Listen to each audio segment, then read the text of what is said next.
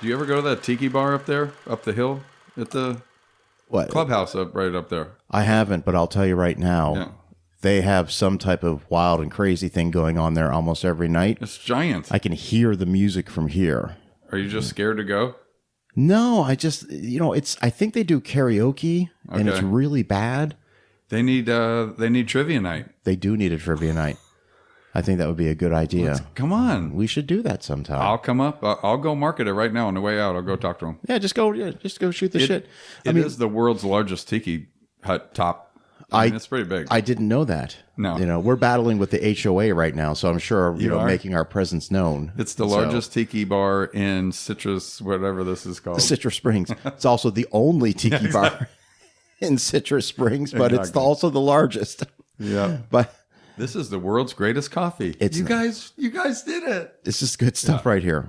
So, hey, Bill, hey. Hey, Dana. Hey, welcome to the Dana Buckler Show. I just realized we didn't do the introduction. No, good to be back. Yeah, no. So this is your first time since you've been in the upgraded Dana Buckler studio. What do you think? I think it's amazing. There's lighting. There's the sound things on the wall. Yeah. There's a beautiful table where we have a hot seat now. Yeah, 3 microphones. I've got headphones on. Yeah, what's that thing? So this is the new mixing board. And this is an 8-channel mixing board. So I could, in theory, hook up 8 different microphones to this. Wow. And all of that gets recorded into this digital recorder. Is that recording? It is recording. Yeah. That's like my biggest scare every time we have a show. Well, I hope he hit the button. Well, that's the thing is the past few times you've been on, I hit the record button and forgot to tell you we were recording, and we're just rambling on. That's our warm up. We're just catching up.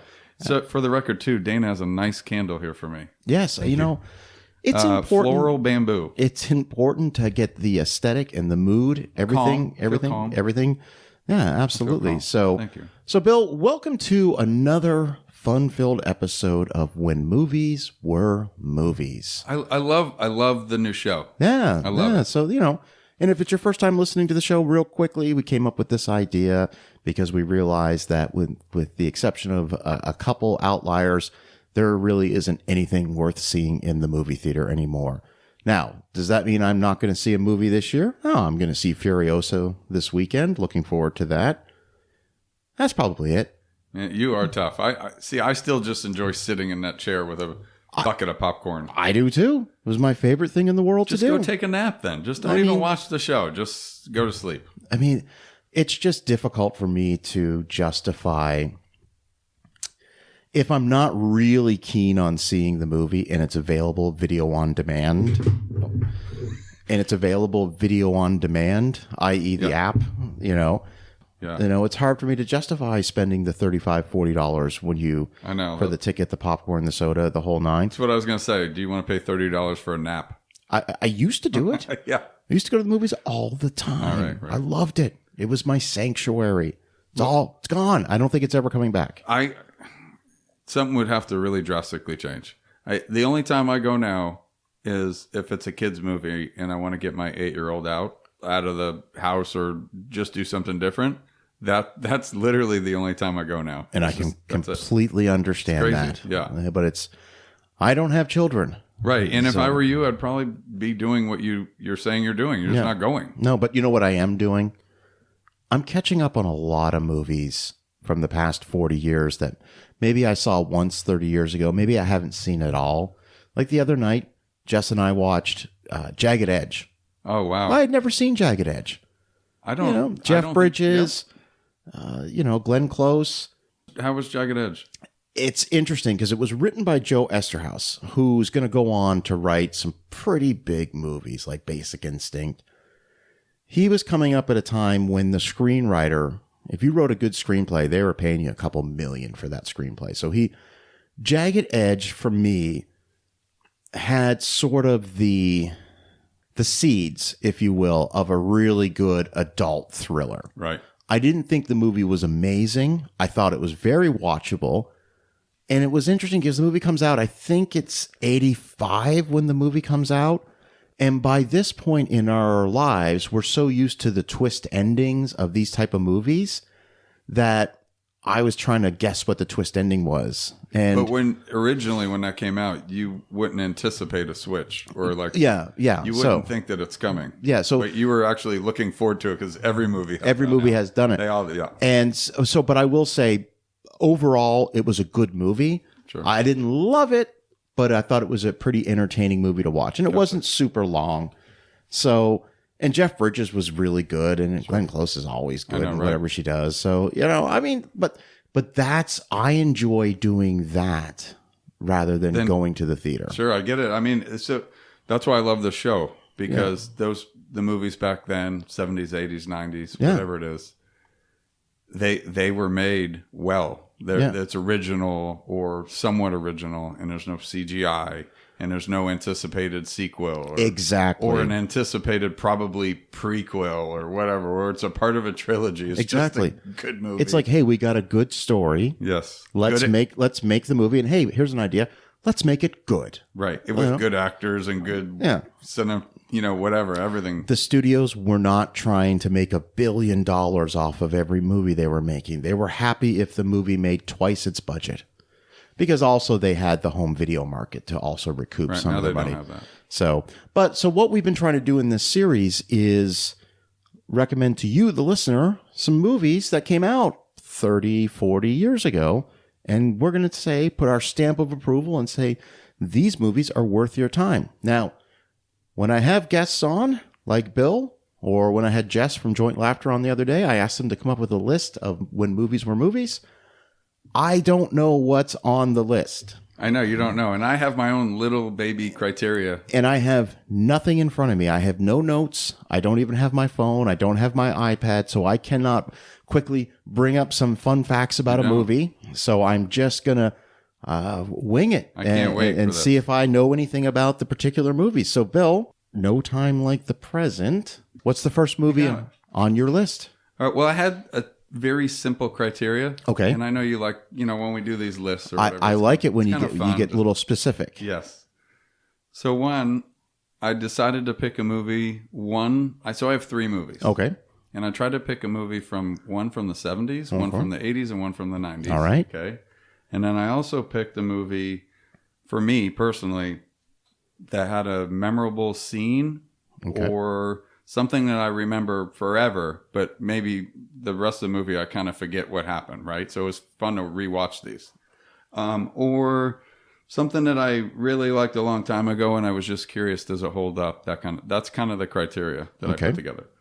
So in the 70s, I picked a movie from 1977. All right, give me hints. Yeah. I like hints. I know you do. It's rated PG. Rated PG. Well, there's no PG-13. Right. There's no PG-13 in the 70s. I would say this, the 2 movies that I have that are PG are hinting towards PG-13 or PG-14, because it was loose back then. Yeah, right? It was definitely like Jaws is definitely is rated PG. Yeah, you hear bad words or there's violence. Yeah. And I'm like, oh god, that's not PG anymore. All right, so it's from this. So it's from 1970. Oh yes, I'm so excited you asked me. From 1977. Okay, here's the biggest hint. It's rated PG. Yes. Okay. Here's the biggest hint. All right. Okay.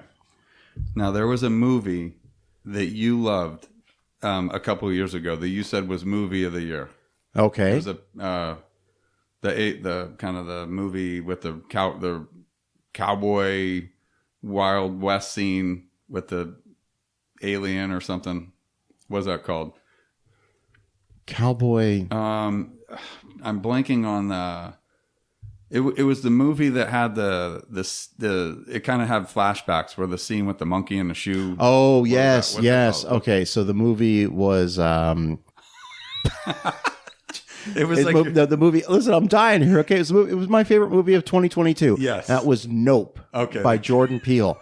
I said the cowboy and the alien. Now it's all coming together. So you had it. That was actually a really good hint. It just my brain was all over the place. That's actually not the hint. So that's not the hint. No, but we had to establish what that movie was first. Okay, for the hint. Okay.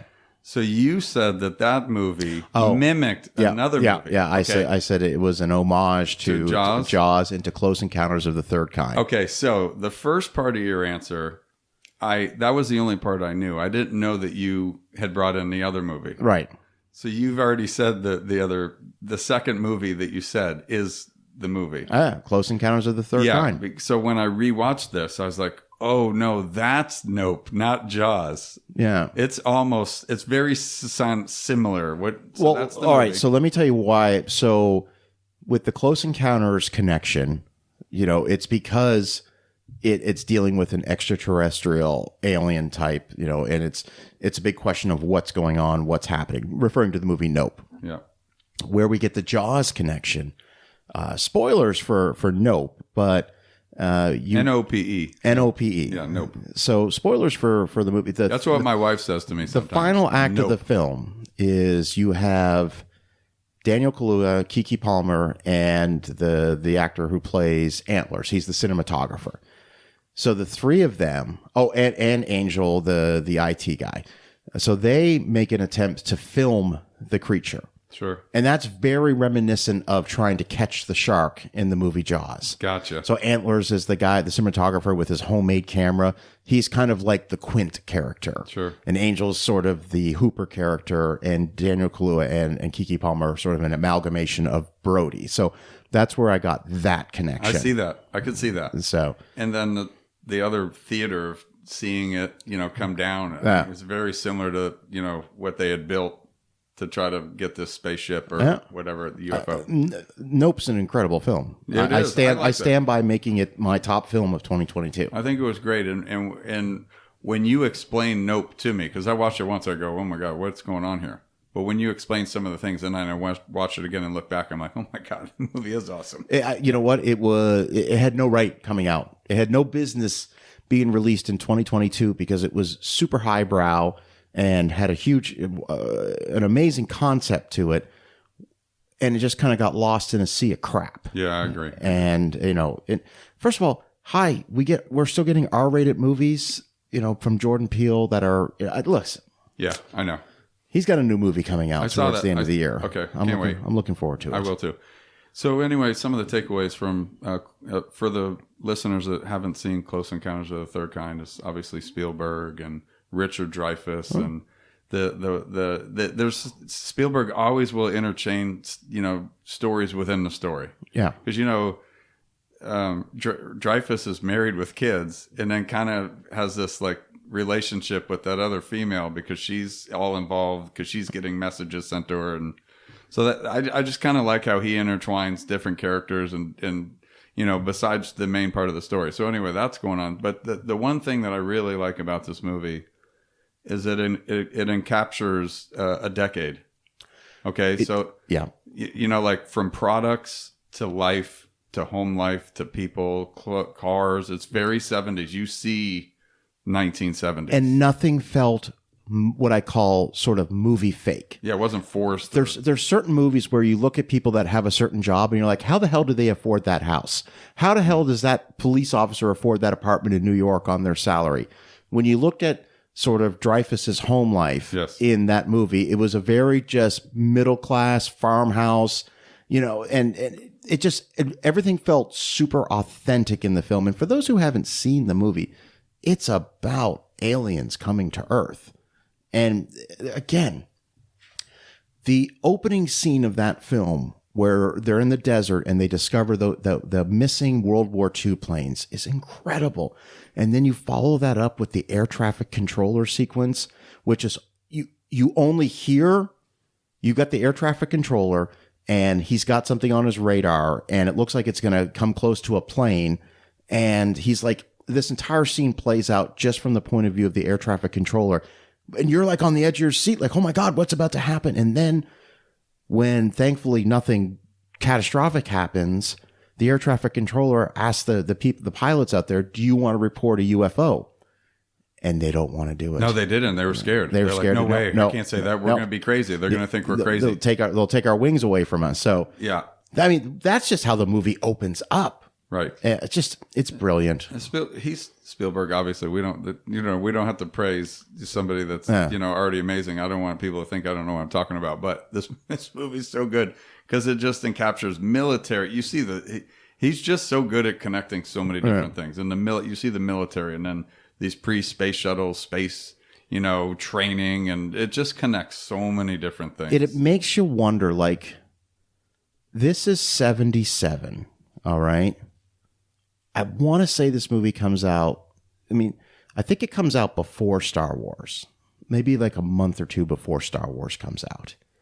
And it is a science fiction movie, but Star Wars is going to change everything, but it was a science fiction movie that was so grounded in reality. And when you get to the end, a lesser movie wouldn't have given you the climactic finale that Spielberg gives you. It's an unbelievable ending. But it takes its time. Yes. And then Dreyfuss makes the decision. And I don't want to say anything more than that. Right. Knowing he's never going to come back there. I've said too much. Yep. But that's Spielberg firing on all cylinders because he's made Jaws. Yeah. And it's like, the highest grossing film of all time. Uh-huh. The man is going to be completely left alone from this point on. Yeah. He's not going to have to deal with any studio interference. He is free to tell whatever story he wants to tell, and he knocks it out of the park with that one. I agree. He's going to kind of fall flat on the follow-up movie he does to Close Encounters of the Third Kind, which is called 1941, which is Spielberg's one and only attempt at making a comedy in it. No.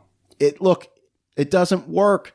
But it still has Spielberg touches to it. So, well, I tell you what, though, if a movie's ever going to have a second, I don't want to say sequel, but an extension of a movie, it could be this one.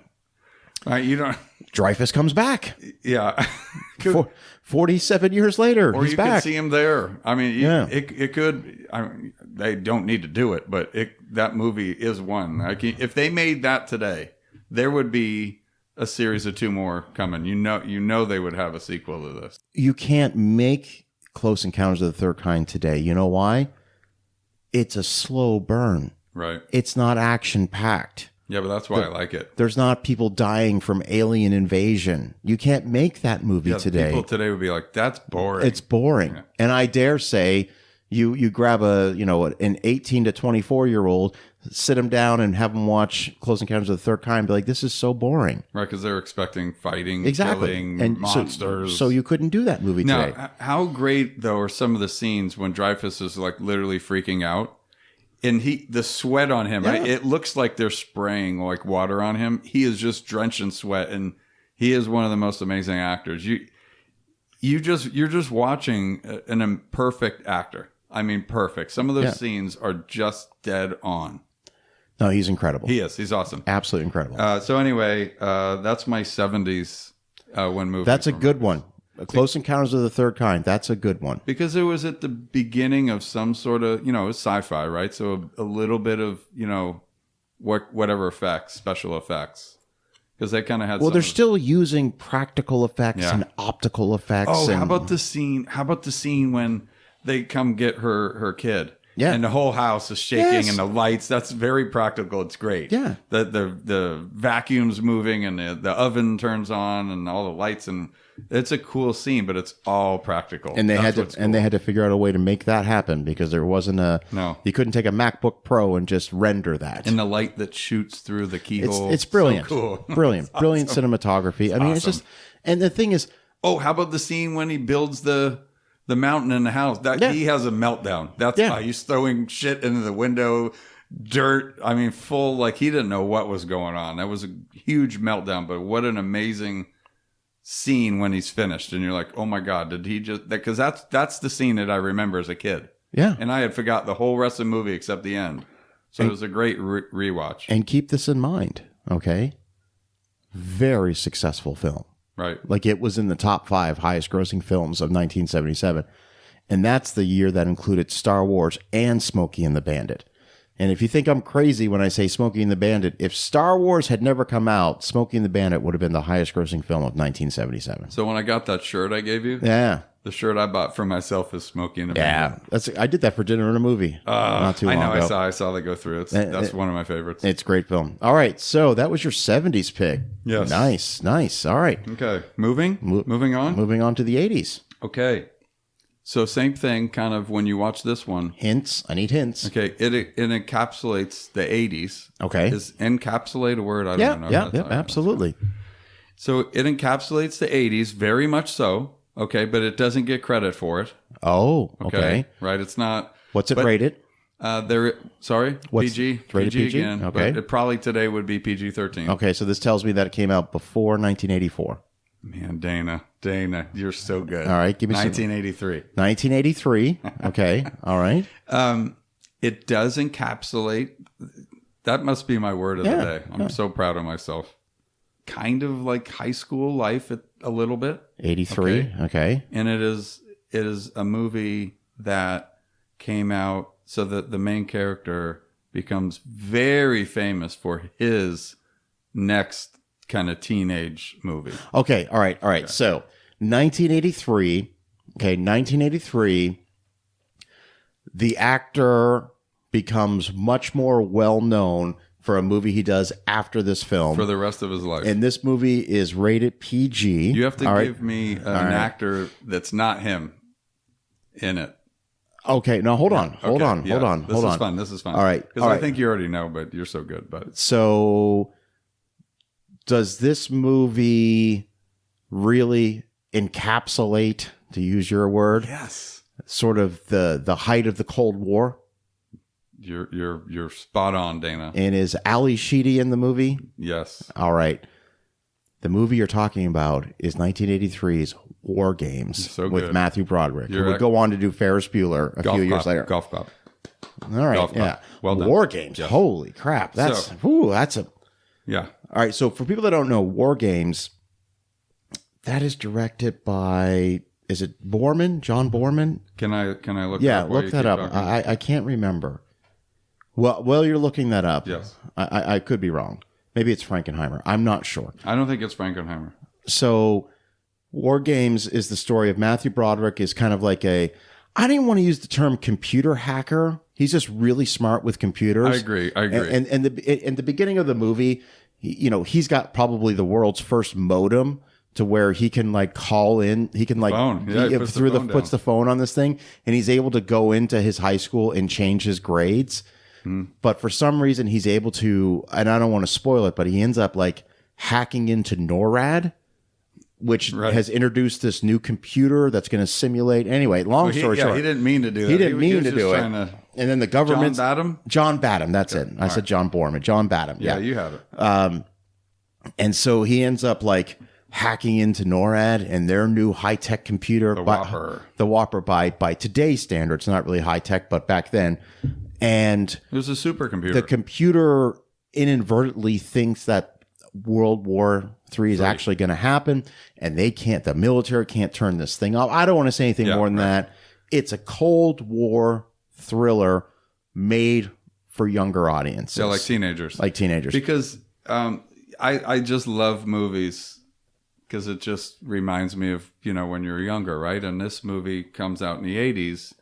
And you actually see what the inside of an arcade was because there's a scene where he's playing. I should remember which game. Oh, he's playing Galaga. It's one of my favorite games ever. Yeah. But he's in an arcade. If the listeners that don't know what an arcade is, it's actually a store that you'd go in and just each game was an individual stand up, right?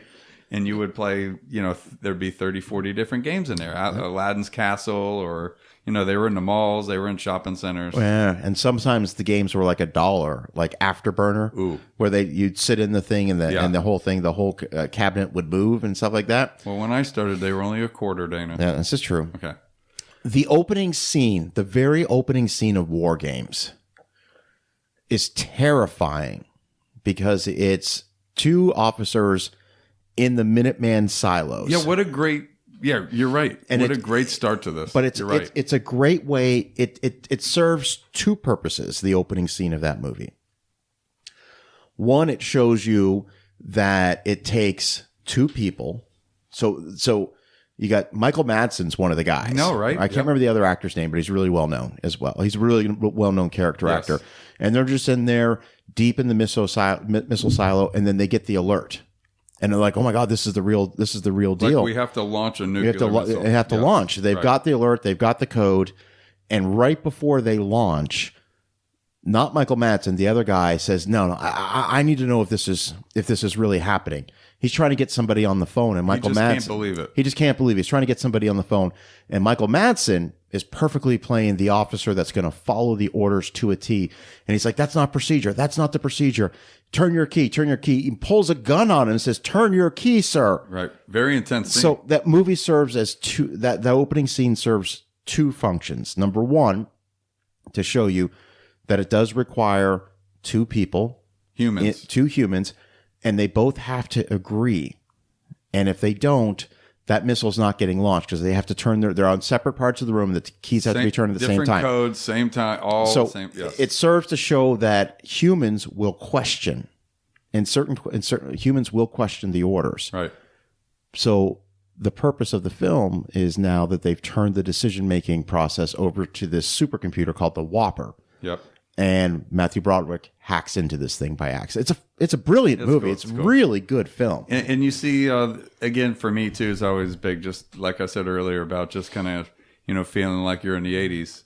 You see him at home, and there's this one stupid scene where the dad. It's crazy how the parents are they're just separated from the kids. Yeah. You see parental 80s parents, it encapsulates that again. That's the word of the day. Latchkey kids. Right. That's exactly it. The parents had no clue what oblivious to what was going on. Just like my parents were when I was. Yeah, just clueless. And that's a lot of parents from the 80s, which just completely clueless about just what their kids were living, doing, how they were growing up. And that dad was just no different. And this movie also, and I will not spoil the ending, but it does. One more thing. Go ahead. No, I was just going to say. Go ahead. This movie, it also has this for a movie about NORAD and how America, its nuclear capabilities. It's an anti-war film. Yeah, it is. Right. Yeah. It shows what we didn't want to go to war. None of them, even that general and they couldn't turn the thing off. Yeah, it's brilliant. I love the general with the Red Manchu. He's just that guy. That actor's great too. But it also, there's a scene, if you're really paying attention. We were hinting that it's Ferris Bueller earlier, Matthew Broderick. But there's a scene when he's changing his grade. Yeah, exactly. And I'm like, holy shit, that's Ferris Bueller. Never put that together. You're absolutely right. So he goes to the school. He reads the password because he knows where the passwords are to get into the school's computer system. And then when he's at home on his computer as a Commodore, I don't know what, he had a huge computer system at his house. Very Ferris Bueller. Yeah. Goes into his grades, changes his grade and his girl's grade. Yep. That's Ferris Bueller, man. And Ferris Bueller does it. Yeah, he changes how many days he's been absent from school. Can I tell you, I've never put that together until right now. He looks in Ferris Bueller. He looks at the camera and he goes, I asked for a car. I got a computer. How's that for being born under a bad sign?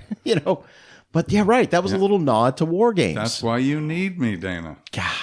I am. John Hughes is brilliant. Yes, he is. He pulled it from that. Yeah, he did. He was brilliant. He probably saw that and goes, that's the character I want. Yep. I'd love to know if there's a connection there. Oh, I'm sure there is. All right. Okay. War games. Great. Thank you. Great. Thank you. All right. I love when the dad, you remember the dad buttering his corn on the cob for dinner? Yeah. Puts butter on the white bread and then just twirls. That's the first time anyone's ever seen that used before. It was a brilliant movie. Yeah. So anyway. All right. So what's your 1990s movie? All right. Before I tell you this or hints, I put other secondary criteria together. Okay. Which one would I watch again? Which one would I only want to watch once and not? So I would rewatch it a million times. Would I only watch it one more time, or I would never watch it again after the rewatch? All right. Interesting. Okay, so the last one probably is going to fall into I don't want to watch it again.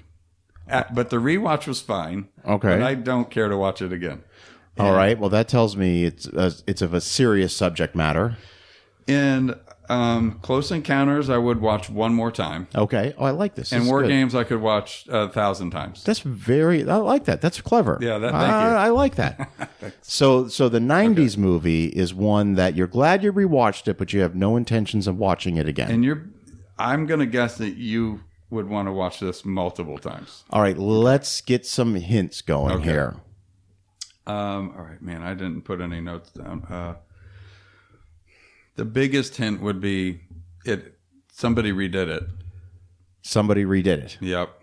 Okay. Okay. I don't want to give too many hints. Do you have any thoughts yet without saying it? Well, let's see. So it's a movie from the 90s that got remade. But it's one that you would never want to watch again. Yeah, but that could throw you off. So it's not Point Break. No, because that's amazing. Point Break's amazing. I could watch that one quite a bit. And Roadhouse came out in 89, so it's not... I love the redo of Roadhouse. I didn't hate it. People like... I didn't hate it. I don't know why people are so against it. I didn't hate it. I hate this. It's a different thing. It's just... I don't want to like just sit there and be like, remakes. But I sat down and watched that movie and the new Roadhouse, and it was totally fine. It's entertaining. It was totally fine, and I didn't know where the story was going to go. No. I was genuinely interested to see how it ends. And by the way, just for the record, Amazon has announced that they have greenlit a sequel. Oh, so here we go. It was fine. Watched by 80 million people on Amazon. It probably had 2 weeks where every single person talked about it for 2 weeks, and then you just forget about it. But I think it was fine. All right, back to the night. So this is a movie. Get another hint. This is a movie that's been remade. Okay, it's been remade. This is not the remake. They've remade this movie, is what you're saying. Yeah, the movie that I'm going to say, this is the original. This is the original. Yes. All right, a couple hints. Oh gosh, you got me. You got me stumped on this. All right, so what's it rated? It's R. It's okay. It's rated R. Okay, very violent. Okay. Language and all this stuff. Okay. It's an action movie. Okay. And they remade it. I would say, and this will probably give it away without saying, there's a million hints I could think of, but I would say that it's on the same type of kind of path as Time Cop. And they remade it. But it's not a cop. It's on the same... I think it's kind of similar to Time Cop. And... Oh. See, you're so good. That's the best hint I could give. Did this movie come out in 1990? Yes. All right. Was it directed by Paul Verhoeven? Yes. Yeah. Does it star Sharon Stone, Michael Ironside, and Arnold Schwarzenegger? Yeah, that third guy. Yeah. Yeah. So this would be Total Recall, and it was remade in 2011 with Colin Farrell, and that movie's terrible. But the two girls in that, dang, yeah. How did they screw that up? Yeah, I'm telling you. Yeah. So anyway, So Total Recall, Total Recall. It's great. Oh, geez. Yeah. See, I knew you're gonna love this. I mean, that's. Go. I'm gonna let Dana talk. Well, this is Arnold. Where is Arnold's career by this point? Yeah, all right, so I can't wait. I'm going to sit back. I'm actually going to hit the recliner on the chair now. Terminator 84, Commando 85, Raw Deal 86, The Running Man and Predator 87, Twins 88, Red Heat 89. I think Kindergarten Cop comes out in 1990 as well. I mean, this guy hasn't had a flop. I mean, he is just hitting on all cylinders. Now, Paul Verhoeven, 1987, RoboCop, arguably one of the great movies of that decade, arguably one of the great movies of all time. This is his follow-up. This is his next American movie. Now, this is based on a story by Philip K. Dick, which I believe the title is "We Can Remember That for Wholesale." So, and this is a movie they've been trying to get off the ground for a long, long time. So, if you've never seen Total Recall, Arnold Schwarzenegger, interestingly, when he opens up, he's a construction worker married to Sharon Stone. As a fitness stay-at-home girlfriend. I mean, he's literally working a jackhammer up in a rock pit. Yeah. But he keeps having dreams about visiting Mars, but he's never been to Mars. Well, there's a company in this, movie set in the not too distant future. There's a company called Recall, where you go in there, you pay money, and they implant memories. Like a visual. What? So like they put you under, and then you live out a 2-week vacation in complete 100% detail. Right. And then so you get to experience this vacation, but you can do whatever you want. You can be a millionaire playboy. You can be a secret agent. Yeah. And so athlete. Arnold is warned not to go to this company Recall because they haven't perfected the science behind this yet. And some guy got lobotomized, but he goes anyway, and he decides that he wants to be a secret agent. And then he wakes up and everything's gone wrong. And then it's a whole question of what's real, what's not, slapped together with some pretty awesome action sequences and that typical Paul Verhoeven world building. Yes. And violence, and it's a good movie. It's cool. So,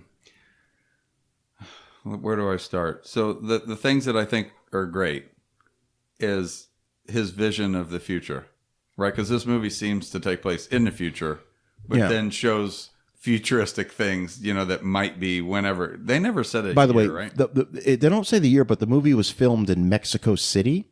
Okay. Because some of their architecture looked somewhat futuristic, like the subways and all that stuff. Buildings, the shapes. So that was Mexico City where they filmed that. Okay, that's good to know. I didn't know that. That's cool.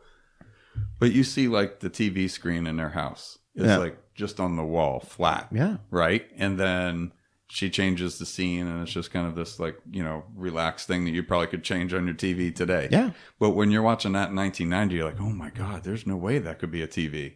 But it is now.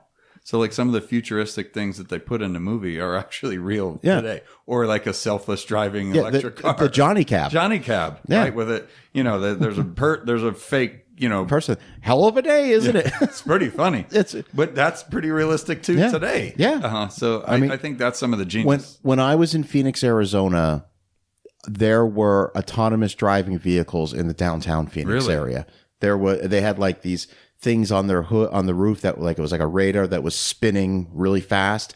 And I was standing on the corner and watched this vehicle with no one in it come to a stop, put its blinker on, make a right, and drive down the street. And I'm like, wow. That's so weird. But that's Johnny Cab. That's Johnny Cab. The only difference with Johnny Cab is they had that Android or whatever. You could put that in there, in that car. So, like, that's realistic today. There's a brilliant scene where everyone is trying to convince Arnold Schwarzenegger, he plays Douglas Quaid.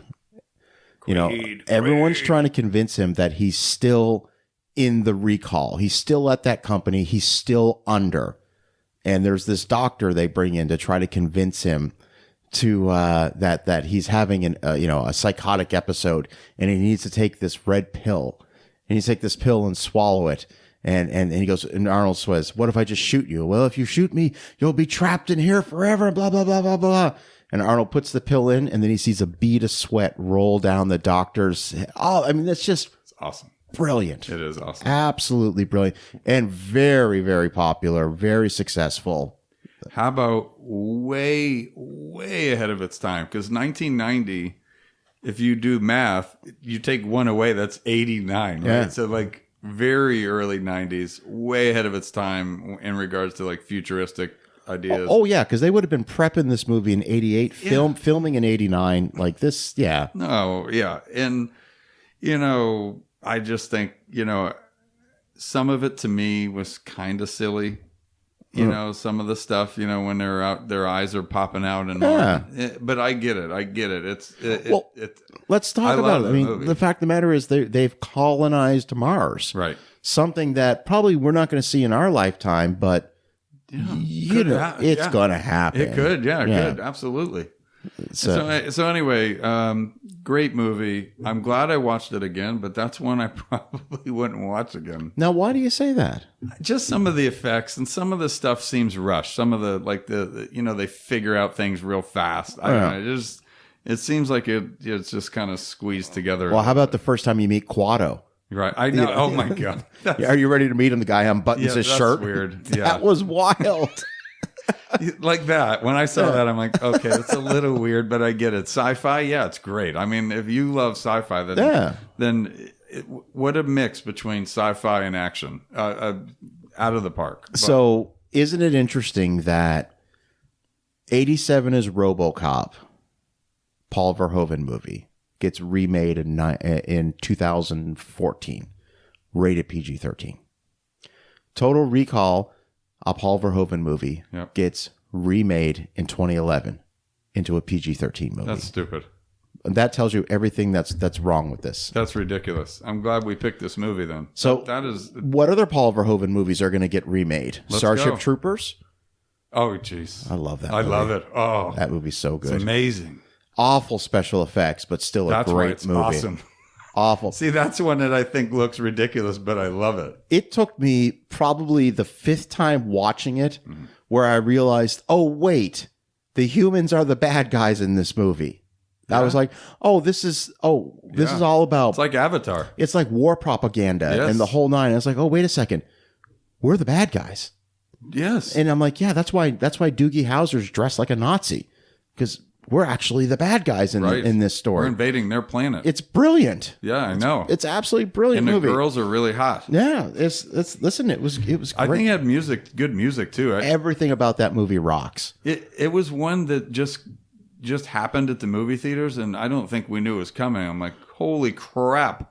It was not marketed the right way. Yeah, because it just showed up out of nowhere. And just like, okay, I don't think they realized what they had. Yeah. And the thing is, we haven't remade that movie yet. I think they thought it was just so silly that they're like, people, I don't know, but they didn't know what they had because it's awesome. Yeah. So I love it. There's another example of when movies were movies. Yeah, exactly. Starship Troopers. So that was my 70s, 80s, and 90s. Dude, that was great. And they all kind of encapsulate each decade, too. So I kind of wanted to tie that in. And that was brilliant.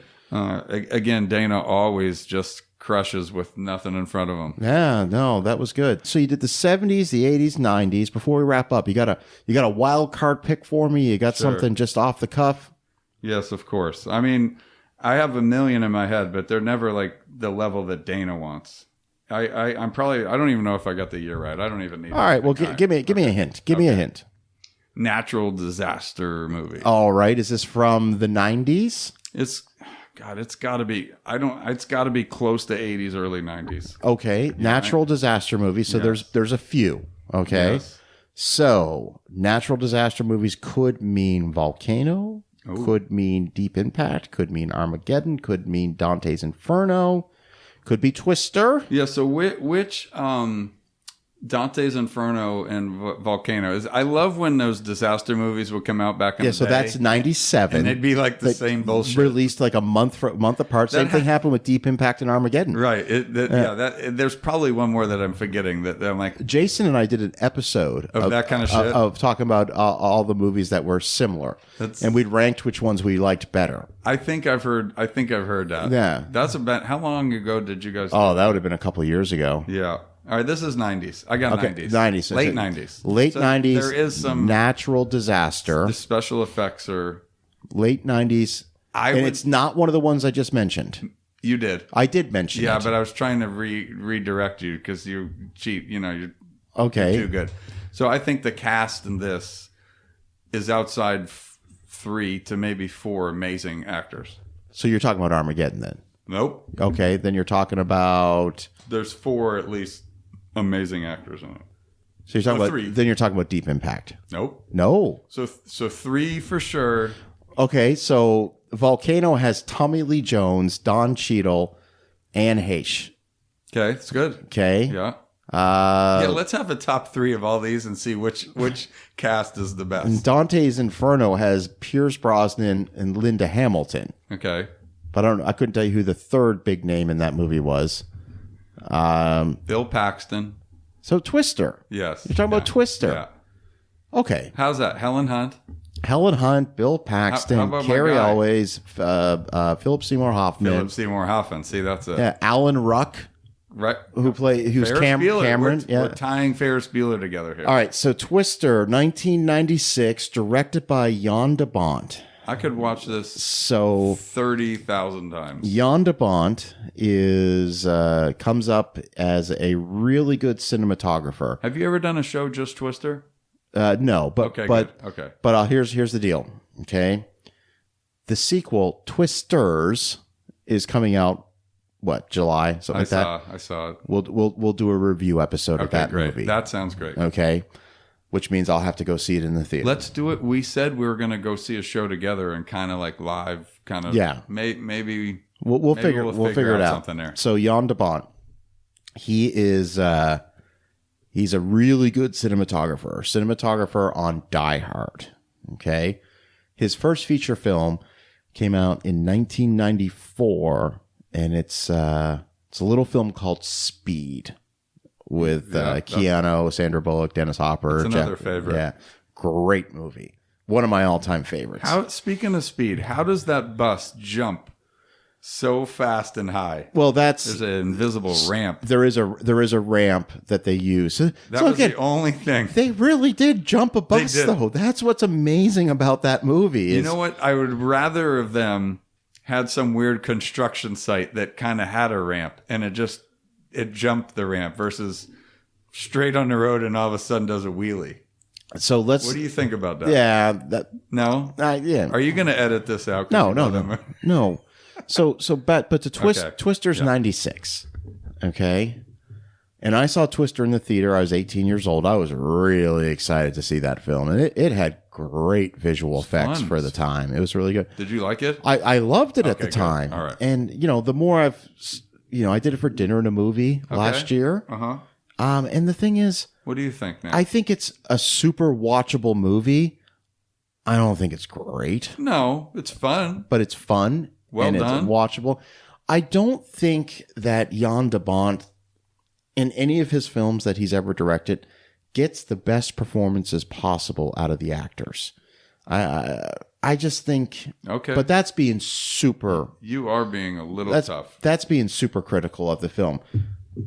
Twister, it's good. It's good because it has a nice combination of practical and computer It was a generated great effects. ride at Universal Studios. It was. If you call that a ride, whatever that's Well, called. when the floor slightly collapses on you, that fire and wind. Yeah. That was a good. I don't even know if it's a ride. I guess Twister the ride, but So I've rewatched it a few times, and I find myself skipping ahead to the tornado sequences because every tornado sequence is cool. great. Oh yeah, Is great. And the first time you see that EF5 tornado, you're like, oh, look at the size of that thing. Or how about in the dark and then the lightning flash? Yeah. You just see part of it. You just see part of it, and you see the drive-in movie theater showing The Shining. Shining. That's cool. Like that's all. I think that is all. There's good tension, but there are scenes that I think that are just silly. I It's wonder why they used The Shining. because it's a Warner Brothers movie, Well, okay. and Warner Brothers owns the rights to The Shining. That's why they used it. Well, yeah. Okay. That's it. I'm sure that's why. That and it's the scene I think with the twins in the hallway, right? Yep. Riding the bikes or something. Yeah. It's cool. I'm interested.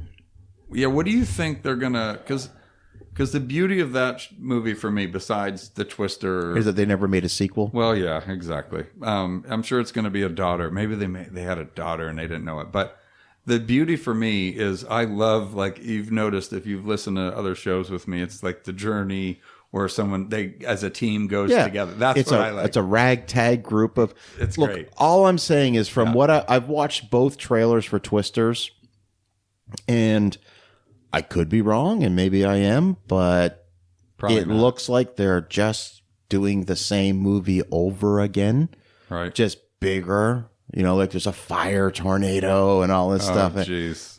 But you've got Glenn Powell plays sort of the Carrie Elways guy, and I hope I'm wrong. I hope it's an enjoyable film. You're probably right. But the I'm gonna fact that they're showing the Dorothy, I saw. so I'm like, what are we doing? I don't know. I did watch Godzilla and King Kong or whatever. I tried, man. The end of it, I think they're arm in arm walking away into the sunset. That's Are the you kidding me? stupidest thing. Once again, kidding me? I will heap tons of praise on Godzilla -1. I loved it. That movie's awesome. It's excellent. Awesome. Well And done, guys. Godzilla X Kong, or whatever you call it, represents everything that is wrong with contemporary cinema. It was bad. Everything that's wrong. It was bad. It looks like shit. Yes. It's the stupidest. I put it on for like 10 minutes because I'm like, you know what? I'll give shit a chance. I fast forwarded. This is awful. It's everything Are we that's allowed wrong. to say that? Yes. No one's going to get mad at me? Terrible. Terrible movie. Stupid. And I say, stupid but I ending. say that because What a joke.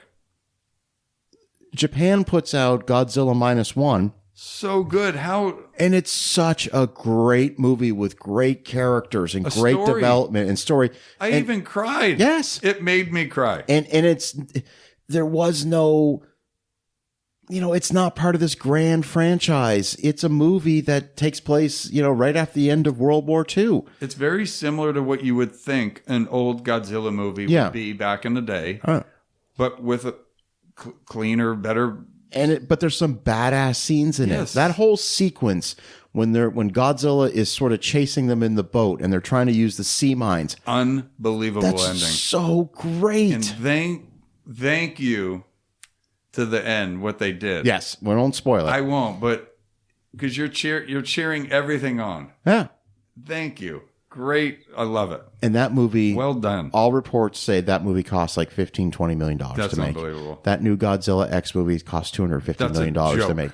So, what a joke. So look, it's possible to make really good movies for $20-30 million. Hey, if you're smart with a good team and a good idea, done. Yeah, and Easy. then the Godzilla, the special effects people, they won an Academy Award for best visual effects for Godzilla's minus one. Yeah, awesome. It was awesome.